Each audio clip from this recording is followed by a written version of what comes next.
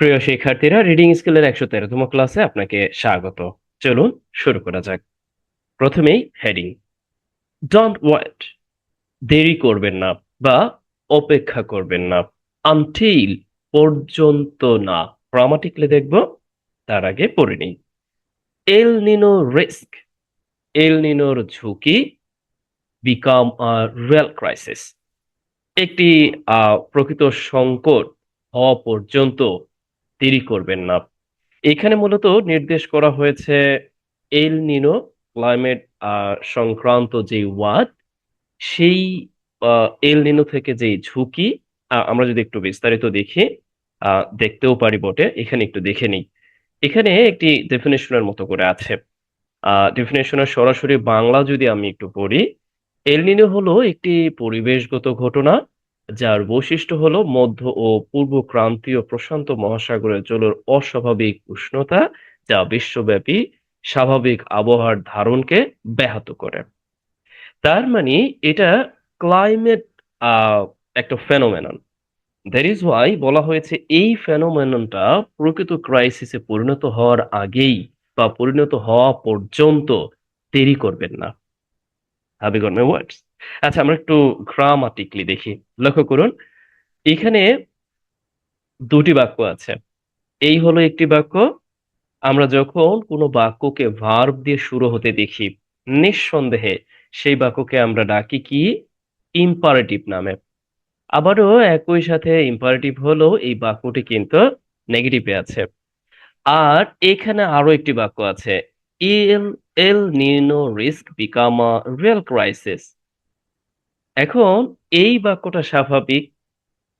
এই এই বাক্যটার এই বাক্যটাকে যুক্ত করেছে আনটিল, যাকে আমরা নাম দিয়েছি কনজাংশন।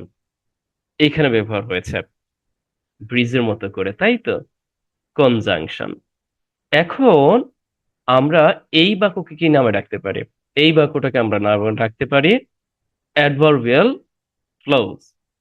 তার মানে হচ্ছে আমরা ডাকতে পারি, এটা হচ্ছে imperative sentence, you can call it, মানে স্বাধীন। আর এটা হচ্ছে adverbial clause, you can call it কি, ডিপেন্ডেন্ট, মানে পরাধীন। আচ্ছা, এত বিস্তারিত বললে আবার অনেকের কাছে সমস্যারও কারণ হয় বটে। তার মানে কনজাংশনের মতো করে এটা কাজ করেছে। আমরা কিন্তু আনটিলকে প্রিপোজিশন হিসেবে বসাতে পারি।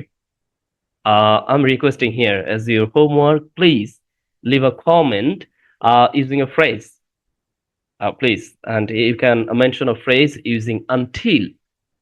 Okay, then we see become. Become মূলত আমরা জানি হওয়া অর্থে আমরা লিঙ্কিং ভার্বের ব্যবহার হিসেবে ব্যবহার করে থাকি। আচ্ছা, চলুন আমরা এই পর্যায়ে ডেফিনেশনটা আরো একটু দেখে নিতে পারি। El Nino is a climate phenomenon.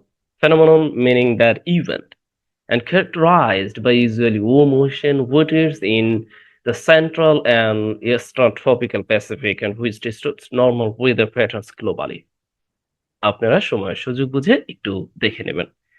আমরা বরং পরবর্তী দেখার চেষ্টা করি। ও হ্যাঁ, আজকের এই এডিটোরিয়াল বা সম্পাদকীয় আপনি ইতিমধ্যে দেখতে পাচ্ছেন, আমরা ডেইলি স্টার থেকে কালেক্ট করেছি। লিখেছেন ডক্টর রাশেদ চৌধুরী।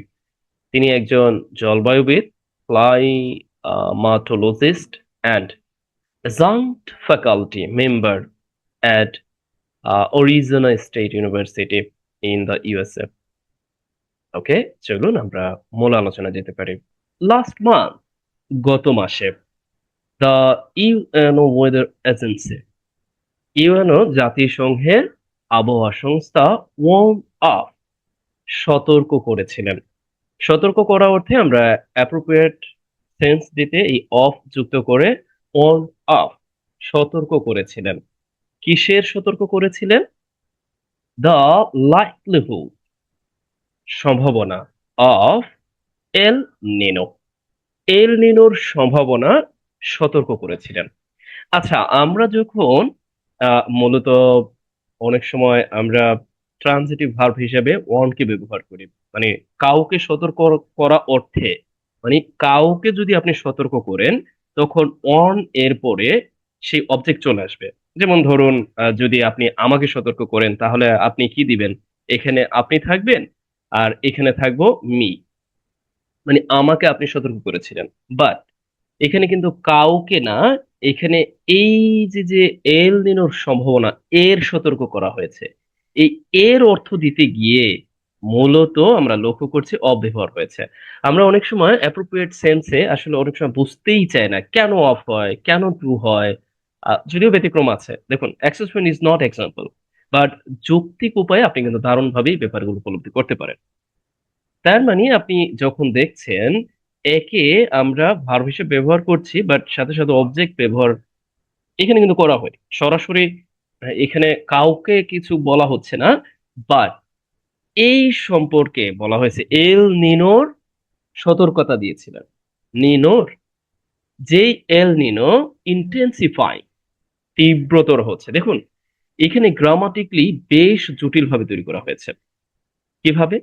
এই এল নেনো সম্পর্কে জাস্ট এই অংশটা আবার প্রেজেন্ট পার্টিসিপল আকারে আছে, যেটা নিয়ে আমি সবচেয়ে বেশি কথা বলে থাকি। আমার ভিডিওগুলো যারা দেখেন তাদের মধ্যে অনেকেই এই ব্যাপারটার জন্যই পছন্দ করেন। আচ্ছা, এখানে মূলত সংক্ষিপ্তে আছে, right now we can call this is nothing but a present participle, but আপনি যদি এটা ফুল লিখতে চান আপনি লিখতে পারেন রিডি অ্যাডজেক্টিভ ক্লোজ হিসেবে। যেমন এল নিনো, এরপর লিখতে পারেন যে দ্যাট ইজ ইন্টেন্সিফাইং, তার মানে যেটা তীব্রতর হচ্ছে। এখানে একসাথে অর্থটা দিতে গিয়ে বলা হয়েছে এই যে এল নিনো, যে বিষয়টা তীব্রতর হচ্ছে এর যে সম্ভাবনা, তার সতর্কতা এই ইউএনএ ওয়েদার সংস্থা দিয়েছিল। এটা দিয়েছিল কি বলেছিল, মানে দিয়েছিল এই বোটে লেটার, শেষের দিকে বা শেষে বা পরে, দিস ইয়ার, তার মানে এই যে এই বছরের পরে, এরকম নির্দেশ করতে যে এল নিনোর যে তীব্রতা, তার সম্ভাবনা সতর্কতা করেছিল। what are the most likely what are the most likely impacts? সম্ভাব্য, মোস্ট এখানে ব্যবহার করা হয়েছে মানে সবচেয়ে বোঝাতে, আর লাইকলি সম্ভাবনা বোঝাতে এখানে অ্যাডজেক্টিভের মতো করে ব্যবহার করা হয়েছে। মোস্ট লাইকলি, সম্ভাব্য ইম্প্যাক্টস, প্রভাব অফ এল অন বাংলাদেশ, বাংলাদেশের উপর সবচেয়ে সম্ভাব্য প্রভাবগুলো কি কি? Is there any question to get it? আমার মনে হয় না আছে। তারপরও আপনাদের হয়তোবা এই অংশটুকু বুঝতে বেশ জটিলতা মনে হতে পারে, মানে জটিল মনে হতে পারে। ইতিমধ্যে আমি বলেছি যে কিভাবে এই অংশটা বলা যেতে পারে। আর ওয়ান অফ এর ব্যাপারটাও বুঝতে পেরেছেন। এ পর্যায়ে আপনাকে আমি বলবো, আপনি আমার এই ভিডিওটি দেখে থাকলে অবশ্যই বাড়ির কাজের অংশ হিসাবে ওয়ান অফ দিয়ে একটি বাক্য তৈরি করবেন। ইন্টেন্সিফাইং এর নাউন ফর্ম, সেটা দিয়েও আপনি একটু বাক্য তৈরি করতে পারেন। আরেকটা ব্যাপার বলে দিই, এই অংশটা বোঝা যাচ্ছে যে adverbial phrase, but how can you define and which part of the space and this is called later? এটাও আপনাদের বাড়ির কাজ, সবই বাড়ির কাজ। আচ্ছা আমি এটা একটু বলে দিচ্ছি, এটা undoubtedly can call this adverb. কেমন? যে এই বছরের এরকম অর্থে, মানে যে এই বছরের শেষের দিকে, এই বছরের পরে এটা নির্দেশ করতে ব্যবহার হয়েছে। আচ্ছা চলুন আমরা পরবর্তী দেখে নেই, যাদের সময় সুযোগ আছে তারা বাংলাটা এখান থেকে দেখে নেবেন।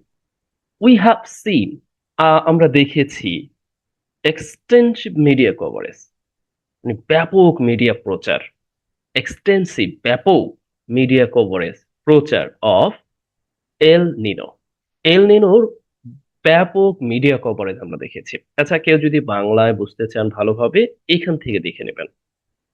ওকে, ইনক্লুডিং, সহ, ফ্রম দ্য ইউনাইটেড নেশন, এবং ইউনাইটেড থেকেও, এরকম অর্থে। দেখুন এখানে আমি জানি না ফ্রম দেয়ার আসলে যৌক্তিকতাটা কি। একেবারে সরাসরি বলে দিলেও হতো। এখানে বোঝানো হয়েছে যে ইউনাইটেড থেকেও এই কভারেজ গুলো পাওয়া গিয়েছে, রাইট? ওকে, বাট কিন্তু মাচ লেস অ্যাটেনশন, কম গুরুত্ব, এখানে নির্দেশ করা হয়েছে সবচেয়ে কম গুরুত্ব হ্যাজ বিন পেড, প্রদান করা হয়েছে। এই জায়গাটায় বাক্যটি একটু জটিল প্রক্রিয়ায় তৈরি হয়েছে। দেখুন প্রথমত হচ্ছে মাস লেস অ্যাটেনশন। আমরা সাধারণত জানি যে অনেক বোঝাতে আমরা যখন আনকাউন্টেবল বা অ্যাবস্ট্রাক্ট নাউনের পূর্বে সেটাকে দিতে যাব, তো প্রেশার দিতে গিয়ে অনেক বোঝাতে যাব, তখন মেনি এর পরিবর্তে মাস ব্যবহার করে থাকি।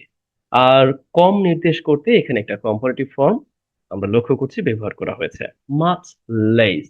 তাহলে লেস মানে হচ্ছে, আমরা কি জানি, লিস্ট সুপারলেটিভ ফর্ম, লেজ হচ্ছে কম্পারেটিভ ফর্ম। এখানে মূলত অ্যাডজেক্টিভের ন্যায় কাজ করেছে। কেমন? আচ্ছা, অ্যাটেনশন একসাথে একটা নাউন ফ্রেজ হিসেবে সাবজেক্টের জায়গায় বসে গিয়েছে একসাথে, যে কম নজর, মানে সবচেয়ে কম নজর। কেমন? Has been paid. পেই মানে এখানে মূলত আপনি বলতে পারেন, না ব্যাপারটা কেমন আমি একটু বলি। এই হচ্ছে ব্যাপার, যে পেই অ্যাটেনশন টু, এইভাবে সাধারণত আমরা অনেকটা ভার্বাল ফ্রেজের মতো করে ব্যবহার করে থাকি, পেই অ্যাটেনশন। সেই জায়গাটায় এই অংশটা প্যাসিভ সেন্সে ব্যবহার করা হয়েছে, that is why much less attention has been paid. তারপরে to its different variants. To its, its বলতে এই এল নেনোকে নির্দেশ করা হয়েছে, ডিফারেন্ট বলতে বিভিন্ন, আর ভেরিয়েন্ট বলতে রূপ বা ধরনকে নির্দেশ করা হয়েছে। আচ্ছা, এখন আমি যদি আপনাকে বলি যে পেই অ্যাটেনশন দিয়ে আপনি একটা বাক্য তৈরি করবেন, this is your homework, right? আমি আবার বলছি, পেই অ্যাটেনশন, এটাই মূলত আমরা ভার্বাল ফ্রেজ হিসেবে ব্যবহার করে থাকি, পেই অ্যাটেনশন টু একসাথে। আর যখন আমাদের প্যাসিভ সেন্সে ব্যবহার করা হতো হচ্ছে যে কম অ্যাটেনশন দেওয়া হয়েছে এই সেন্সে, এই পেইকেই মূলত এখানে একই সাথে প্রেজেন্ট পারফেক্ট টেন্সে এই জায়গাটায় প্যাসিভ করে ব্যবহার করা হয়েছে। কোথায় এই কম অ্যাটেনশনটা দেওয়া হয়েছে? পরবর্তীতে ইটস ডিফারেন্ট ভেরিয়েন্টস এর প্রতি। এখান থেকে আপনারা অর্থটা আরো ব্যাপক সেন্সে ব্যবহার করে নেবেন, তার আগে বরং আমরা কি শিখলাম এখান থেকে সেটা দেখে নিতে পারি। এক্সটেনসিভ, ব্যাপক বোঝাতে আমরা ব্যবহার করতে পারি। If I ask you or give you a homework, here you see, please you can mention any synonymous word extensive giving the meaning of what? ব্যাপক। ব্যাপক বোঝাতে আমরা বেশ কয়েকটি ব্যবহার করে থাকি। আমি একটু এখানে লিখে দিচ্ছি, আপনার কাজ হবে আবার আমাকে একটু জানিয়ে দেওয়া যে হ্যাঁ আপনি এটা জানেন বা এটা জানতে পেরেছেন। আমরা ব্যাপক নির্দেশ করতে এক্সটেন্সিভ ব্যবহার করি। তারপরে আরো কি ব্যবহার করতে পারি, এখন তো সবই ভুলে যাচ্ছে। ও, সুইপিং ব্যবহার করে থাকি ব্যাপক নির্দেশ করতে, রাইট? তারপর আর কি ব্যবহার আমার মনে পড়ছে না, আপনারা দু একটা আমাকে দয়া করে অবগত করবেন যাতে করে আপনাদের এগুলো মনে থাকে। কেমন? আচ্ছা চলো পরবর্তী দেখতে পারি। দিস ডিস্টিংশন, এই যে যে ভিন্নতা, দেখুন এই আমরা কিন্তু ডিফারেন্স মিনিং দ্যাট, ভিন্নতা অর্থে আমরা ব্যবহার করে থাকি, রাইট? এখানে মূলত বোঝানো হয়েছে এই যে যে ভিন্ন ভিন্ন, এখানে কিন্তু আছে ডিফারেন্ট, মূলত অ্যাডজেক্টিভের মতো কাজ করেছে। আর এখানে এই যে যে ভিন্নতা, এই যে যে ভেরিয়েন্ট, এই ব্যাপারগুলোকে নির্দেশ করার জন্য নাউন হিসেবে ডিস্টিংশন ব্যবহার করা হয়েছে। কেমন? ইজ পার্টিকুলারলি, এটা বিশেষ করে ইম্পর্টেন্ট ফর বাংলাদেশ, বাংলাদেশের জন্য এটা গুরুত্বপূর্ণ, because the two main type, দুটো প্রধান ধরন, eastern Pacific El Nino EPE and central Pacific El Nino CPE, also known as El Nino Modoki. আচ্ছা, এখানে বেশ কিছু ব্যাপার আছে। প্রথমত আমরা দেখতে পাচ্ছি এই যে যে ভেরিয়েন্ট বা ভিন্নতা, নাউন হিসেবে এখানে পার্থক্য বা ভিন্নতা নির্দেশ করা হয়েছে। এইটা বিশেষ করে গুরুত্বপূর্ণ বাংলাদেশের জন্য, বিকজ, তার মানে এই পর্যন্ত একটি বাক্য শেষ। এরপরে আমরা বিকজ দেখতে পেয়েছি অ্যাজ কনজাংশন, তারপরে শুরু হয়েছে দ্য টু মেইন টাইপস, দুইটি প্রধান ধরন। এখন এই ধরন দুইটাকে উল্লেখ করতে গিয়ে এখানে এমডেসের সাহায্য নেওয়া হয়েছে। মনে হয়, is there any extra information that have to be added in any sentence? Undoubtedly you can use em dash. আচ্ছা, আপনি যদি কোনো বাক্য বা কোনো বাক্যে অতিরিক্ত তথ্য সংযোজন করতে চান, বিশেষ করে সাবজেক্ট সম্পর্কে বা কোনো নাউন বা নাউন ফ্রেজ সম্পর্কে, আনডাউটেডলি ইউ ক্যান ইউজ এই যে এই ধরনের এম ড্যাশ ব্যবহার করতে পারেন। যেমন দেখেন এখানে এই বাক্যে অতিরিক্ত তথ্যটা এই যে শুরু হয়েছে এম ড্যাশ, আর এইখানে এসে শেষ হয়েছে, তার মানে এই পুরো অংশটা এখানে অতিরিক্ত হিসেবে বসে গিয়েছে। মূল ব্যাপারটা হচ্ছে এই, the main two types can have different impacts, দুইটা টাইপের ভিন্ন ভিন্ন ধরন থাকতে পারে। দেখুন, এখন থাকা, মানে থাকা অর্থে ক্যান হ্যাভ আমরা ব্যবহার করলাম, মূলত হ্যাভ এখানে ভার্ব হিসেবে, ক্যান মডাল অক্সিলারি ভার্ব হিসেবে। দেখুন, এখন আমি এই দুইটা টাইপকে নির্দেশ করতে এখানে কি ব্যবহার করেছি, প্রথমত ইস্টার্ন প্যাসিফিক এল নিনো এটা, আর এখানে এই দুইটা।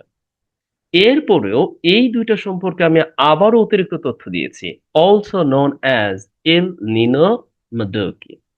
তার মানে এই অংশটা আবারও অতিরিক্ত। চাইলে আপনি সরাসরি এভাবে হতে পারতো, কিন্তু তা না করে আমি এই দুইটাকে আবার সংক্ষিপ্ত, দেখুন এই দুইটা আবার লেখা হয়েছে আরো সংক্ষিপ্ত। এখানে সরাসরি আমি অলসো নন অ্যাজ লিখে দিয়েছি, নন অ্যাজ মিনিং দ্যাট এখানে সংক্ষিপ্তে আছে, এর মানেটা হলো এই দুইটা একসাথে পরিচিত। আমি যদি এই দুইটাকে নির্দেশ করি, ধরুন এই দুইটাকে একসাথে নির্দেশ করার জন্য আমি কি ব্যবহার করতে পারি, সরাসরি এইভাবে লিখে দিতে পারি যে that are also known as El কি। তার মানে আমি ধরে নিতে পারি এই অংশটা এখানে উজ্জ্ব রেখে সরাসরি এখানে একটা কমায়ের সাহায্যে দিয়ে দেওয়া হয়েছে। আমি করি।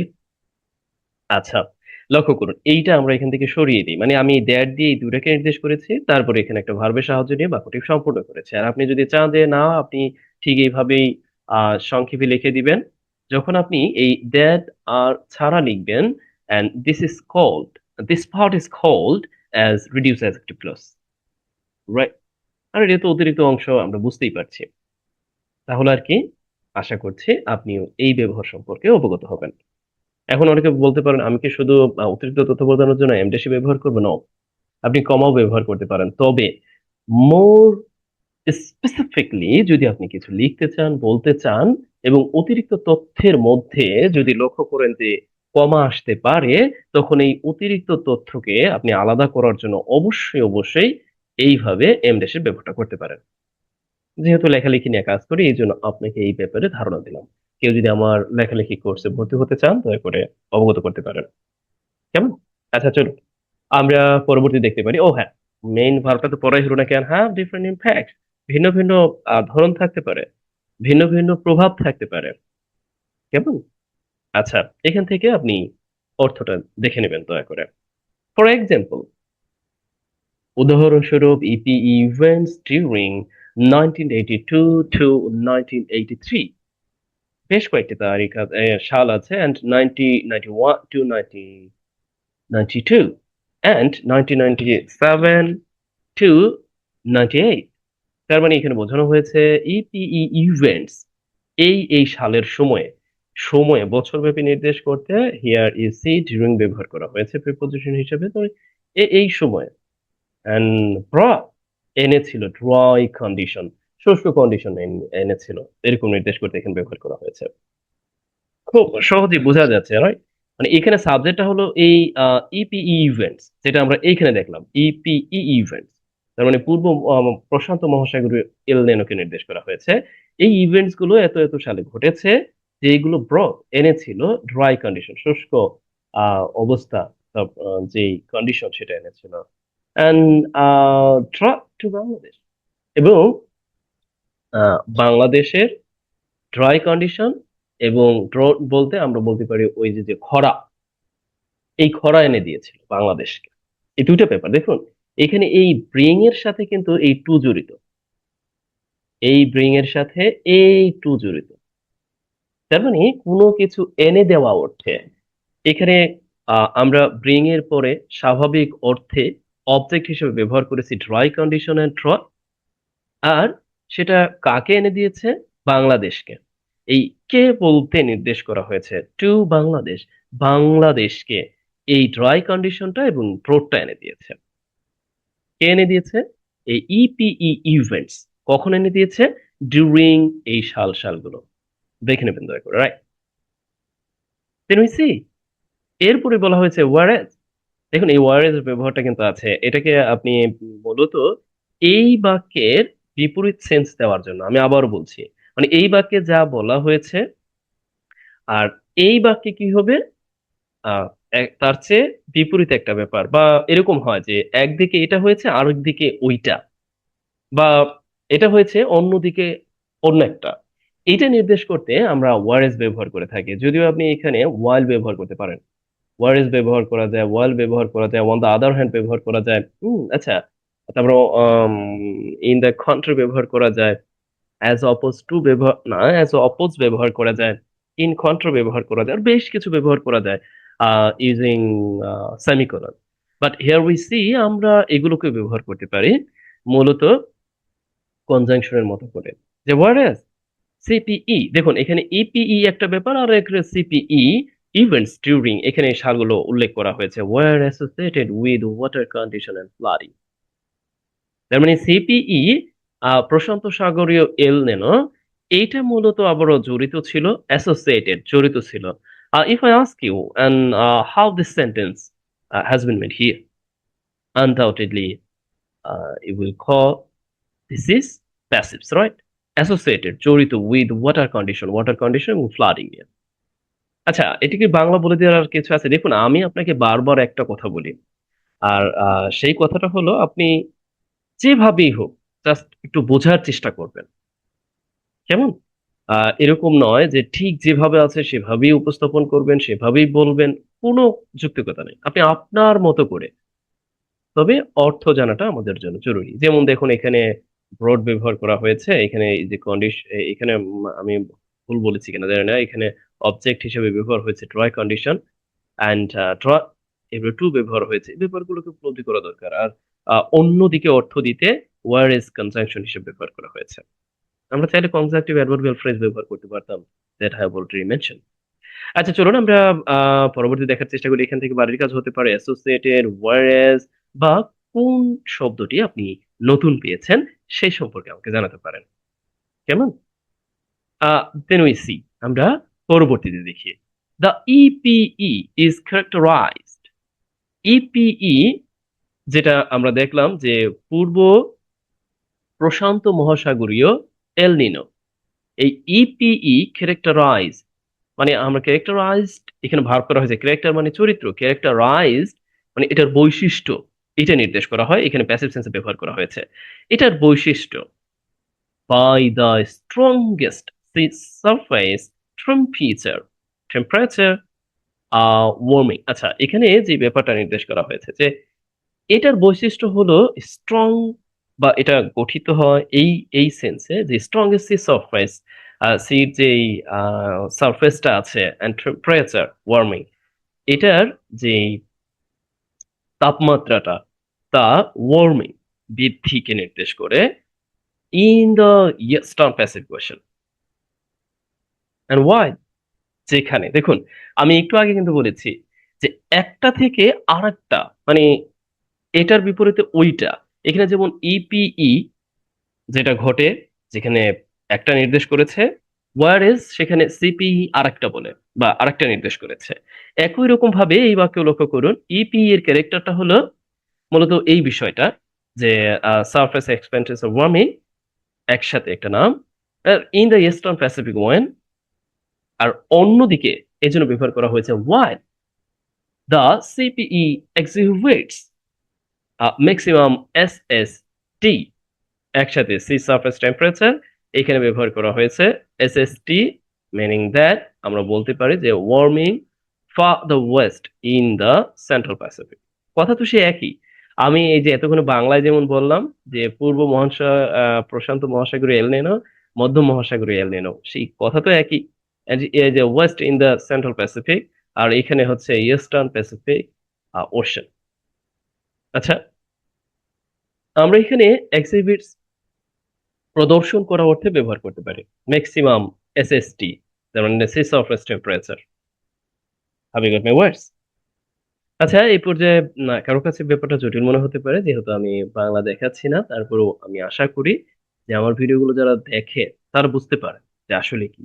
এখান থেকে আমাদের সবচেয়ে যে বিষয়টা নেওয়া জরুরি তেমন কিছু নাই, শুধুমাত্র ওয়াইল এবং ওয়ার ইজ এর ব্যবহারটা মূলত এটা, মানে এইটার সেন্সে ওইটা একটু বিপরীত সেন্স দেওয়ার জন্য আমরা ব্যবহার করতে পারি, তো প্রয়োজনে নিজেদের লেখালেখি বা কথা বলা। দেন উই সি দেয়ারফর, যাই হোক, আমরা সাধারণত কনজাংটিভ অ্যাডভার্বিয়াল ফ্রেজের অংশ হিসেবে বা লিঙ্কিং ওয়ার্ডস হিসেবে শুরুতে বাক্যের প্রয়োজনে কথাবার্তা বলার পর জাস্ট যাই হোক এই অর্থে, বা যাই হোক বলতে ওতে এরকম সেন্স দেওয়ার জন্য, before linking El Nino to seasonal climate variability in Bangladesh. অতএব বাংলাদেশে সিজনাল ক্লাইমেট ভেরিয়েবিলিটি যেটা আছে, এইটার সাথে ইল নিনোকে যুক্ত করার বা এটার সাথে মানে সংযুক্ত করার আগে, এরকম অর্থে ব্যবহার করা হয়েছে আমরা একটু পড়ি। উই মাস্ট ফার্স্ট আন্ডারস্ট্যান্ড, আমাদের প্রথমেই বুঝতে হবে। উই মাস্ট আবশ্যকতা বোঝাতে মনোলজিক্যাল ভার্ব হিসেবে ব্যবহার করা হয়েছে, আর ফার্স্ট এখানে অ্যাডভার্ব হিসেবে ব্যবহার হয়েছে। প্রথমেই আন্ডারস্ট্যান্ড বুঝতে হবে হুইচ ভেরিয়েন্ট ইজ ডেভেলপিং, কোন ভেরিয়েন্টটা উন্নত হচ্ছে, মানে অগ্রসর হচ্ছে। কেমন? দেখুন এখানে মূলত আমরা প্রথম অংশ যদি লক্ষ্য করি, এই পর্যন্ত পুরো অংশটা ফ্রেজ হিসেবে বাক্যের প্রয়োজনে ব্যবহার হয়েছে, যেটা বিফোর দিয়ে শুরু হয়েছে আর ভার্ব আইনযুক্ত ফর্ম করে। এই যে যে লিঙ্কিং করাটা ইল নিনোকে বাংলাদেশের যে ঋতুভিত্তিক ক্লাইমেট বা জলবায়ুর যে ভেরিয়েবিলিটি আছে, মানে ভিন্নতা আছে, ভেরিয়েবিলিটি আমরা বলি না যে ভেরিয়েশন, সেই দৃষ্টিকোণ ভেরিয়েবিলিটি, সেটা নাউন ইয়া হিসেবে ব্যবহার হয়েছে ইন বাংলাদেশ। এবং এর পূর্বেই আমাদের বুঝতে হবে প্রথমেই যে কি বুঝতে হবে, এখানে আবার দেখুন এই অংশটা ব্যবহার হয়েছে। If I ask you and how can call you this part, what is this, grammar ভিত্তিতে আপনি কিভাবে ডাকবেন এটাকে? Which variant is developing, which দ্বারা আসলে মূলত কাকে নির্দেশ করা হয়েছে? মানে আমি বুঝতে পেরেছি এখানে কিন্তু মূলত হুইচ ব্যবহার হয়েছে। আপনি যেটা বলতে পারেন, আচ্ছা, আমরা সাধারণত যদি কোনো ভার্বের পরে কোনো কনজাংশন দেখতে পাই, তখন আমরা কি ধরনের ক্লোজ হিসেবে তাকে চিহ্নিত করতে পারি?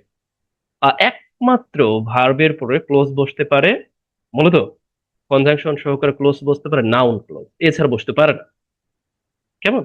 আর কনজাংশনের পরে বসে অ্যাডভার্বিয়াল ক্লোজ, কোনো নামের পরে বসে অ্যাডজেক্টিভ ক্লোজ, আর কোনো একটি ভার্বের পরে বসে নাউন। তার মানে এখানে আমরা বলতে পারতাম, বললাম যে উই মাস্ট ফার্স্ট আন্ডারস্ট্যান্ড, আমাদের অবশ্যই বুঝতে হবে হুইচ ভেরিয়েন্ট ইজ ডেভেলপিং, কোন ভেরিয়েন্টটা ডেভেলপ করছে। নর্মালি ইফ এল নেনো ডেভেলপস, সাধারণত যদি এল নেনো ডেভেলপ করে before or around the onset of monsoon in South Asia, it can have significant influence of rainfall across the region including Bangladesh. বুঝতে পারছেন বাংলাদেশে এই যে যে মানে অস্বাভাবিক বৃষ্টিপাতের প্রধান যে কারণ, তার মধ্যে একটি কারণ কিন্তু আমাদের সামনে চলে এসেছে। যদি ইল নিনো ডেভেলপ করে, মানে এল নিনোটা ডেভেলপ করে বিফোর আগে, অর অ্যারাউন্ড কাছাকাছি, on the one set, on the one set of monsoon, দেখুন অনসেট মিনিং দ্যাট শুরু, তার মানে শুরুর কাছাকাছি বা শুরুর পূর্বে যদি ইল নিনোটা ডেভেলপ করে, উন্নত হয়, মানে এখানে এই ডেভেলপ বলতে বোঝানো হয়েছে, মানে আমরা বলতে পারি যে এটা যদি প্রভাবটা ফেলে, ইট ক্যান হ্যাভ মানে রাখা অর্থে রাখতে পারে, it can have a significant influence, এটা প্রভাব রাখতে পারে, একটা মানে সিগনিফিক্যান্ট উল্লেখযোগ্য প্রভাব। দেখুন ইম্পর্টেন্ট পরিবর্তে উল্লেখযোগ্য অর্থে আমরা সিগনিফিক্যান্ট ব্যবহার করে থাকি। আসলে এটা মূলত অনেক সময় আমরা ইম্পর্টেন্ট এর অল্টারনেটিভ হিসেবে ব্যবহার করি, বাট আমার কাছে মোটেও অল্টারনেটিভ মনে হচ্ছে না। কারণ কি, ইম্পর্টেন্ট কে কখনোই আমরা উল্লেখযোগ্য অর্থে ব্যবহার করি না, গুরুত্ব অর্থে ব্যবহার করি। অথচ সিগনিফিকেন্ট কে আমরা উল্লেখযোগ্য অর্থে ব্যবহার করতে পারি। অনেকটা আমরা কি বলতে পারি, ওকে, এটা আপনার জন্য এক্সটেন্সিভ অর্থে ইনফ্লুয়েন্স অন রেইনফল, রেইনফলের উপর, বৃষ্টিপাতের উপর অ্যাক্রস দ্য রিজিয়ন, এই অঞ্চল জুড়ে, ইনক্লুডিং বাংলাদেশ, বাংলাদেশ সহ। দারুণ না? বাংলা লিখছি না, তারপর আমি যতটুকু চেষ্টা করছি আপনাদের জন্য বুঝিয়ে দিতে পারি। The onset of monsoon in South Asia, এই ব্যাপারগুলোকে একটু নোট করতে পারেন। ক্যান হ্যাভ, এগুলো দিয়ে রাখা অর্থে, থাকা অর্থে আমরা ব্যবহার করতে পারি। Right, a significant influence, you can use this year however, এই বছর, যাই হোক। দেখুন এখানে বাক্যের শুরুতেই দুটি অ্যাডভার্ব ফ্রেজ ব্যবহার হয়েছে। আহ এটা ফ্রেজ, বাট এটা you can call the adverbial conjunction যে মোডগুলো আছে, দিস ইয়ার, এই বছর। হাউএভার, যাই হোক, El Nino is expected to develop relatively late, একটু দেরিতে ডেভেলপ করতে পারে। আচ্ছা, আমরা সাধারণত এই জাতীয় ব্যবহার নিয়ে খুবই খুবই ঝামেলায় থাকি।